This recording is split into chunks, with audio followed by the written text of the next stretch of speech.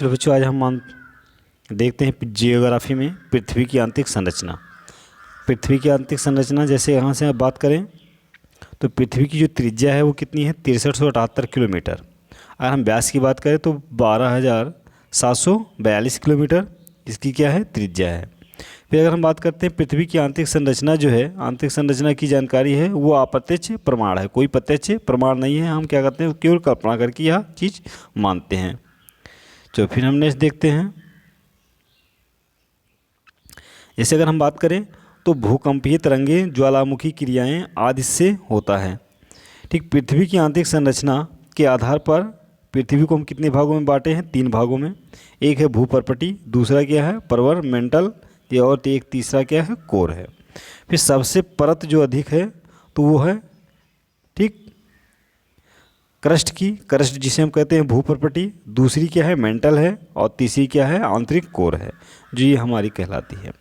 चलो फिर हम बात करते हैं पहली भूपर्पटी। अगर हम पहली बात करें भूपर्पटी, पृथ्वी के बाहर की जो संरचना होती है वो क्या कहलाती है, हमारी भूपर्पटी कहलाती है। महाद्वीपीय भूपर्पटी होती है और महासागरीय भी भूपर्पटी होती है। 2 भागों में बांटा गया है, एक महाद्वीपीय भूपर्पटी, एक महासागरीय भूपर्पटी। इसकी जो मोटाई होती है महाद्वीपीय की वो 40 से 50 किलोमीटर होती है, और महासागरीय जो होती है वो 5 से 10 किलोमीटर तक होती है।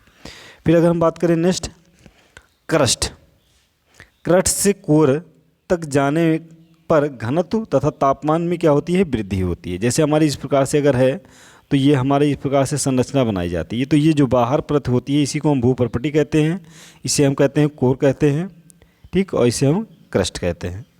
ठीक, तो यहाँ से अगर हम यहाँ तक आते हैं, यहाँ तक, तो कह रहा है कि घनत्व भी बढ़ता है और तापमान में भी क्या होती है, वृद्धि होती है। कह रहा है इसके प्रत्येक भाग की जो गहराई होती है, तो यहाँ से जैसे हम 32 किलोमीटर जाते हैं तो वहाँ पर 1 अंश सेंटीग्रेड ताप क्या होती है, बढ़ जाती है। फिर हम बात करें क्रस्ट को हम क्या कहते हैं, सियाल भी कहते हैं। क्रस्ट को हम सियाल भी कहते हैं क्योंकि ये सिलिका प्लस एल्युमिनियम की क्या होती है, बनी होती है। चलो फिर हम नेक्स्ट बात करते हैं क्रस्ट। क्रस्ट ठोस अवस्था में पाई जाती है, मेटल द्रव अवस्था में पाई जाती है, कोर भी किस में होती है, द्रव अवस्था में पाई जाती है। दूसरी हम बात करते हैं मेटल की। तो जैसे मेटल मतलब मेटल की जो गहराई है वो क्या 2900 किलोमीटर तक है। समवहनीय तरंगे इसमें चलती हैं। इसमें कौन सी चलती हैं, समवहनीय तरंगे चलती हैं। इसे हम सीमा भी कहते हैं। ठीक, इसे हम क्या कहते हैं, सीमा भी कहते हैं, क्योंकि इसमें जो होती है वो सिलिका प्लस मैग्नीशियम पाई जाती है, जिसे हम Mg कहते हैं। ठीक, हम तीसरी बात करते हैं कोर की। तीसरी हम बात करते हैं कोर। पृथ्वी की सबसे आंतरिक संरचना जो होती है या परत होती है उसी को हम क्या कहते हैं, कोर कहते हैं। इसकी जो गहराई है वो कितनी है, 6378 किलोमीटर तक है। फिर हम बात करें, इसे हम निफा के नाम से भी जानते हैं क्योंकि इसमें निकिल और आयरन पाया जाता है। घनत्व से जुड़ी असंबद्धता की अगर हम बात करें,